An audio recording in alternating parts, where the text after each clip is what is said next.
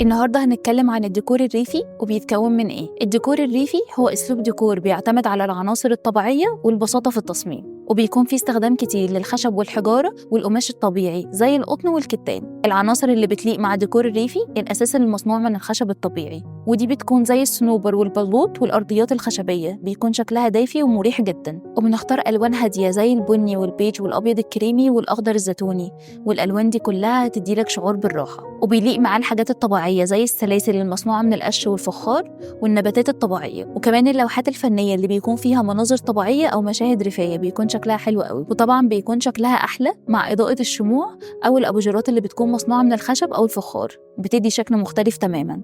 الديكور الريفي بيكون مناسب جدا للمطابخ، وده لأنه بيضيف لمسة طبيعية، ودي بتكون زي الأرفف الخشبية، ونقدر طبعا نضيف فيها أدوات مطبخ قديمة للديكور. ديكور الريفي بيخلي شكل البيت مريح ودافي، وبيجمع ما بين البساطة والجمال الطبيعي، وطبعا ده هيدينا الشجاعة إن احنا نضيف لمسات ريفية، وهنشوف الفرق بنفسنا.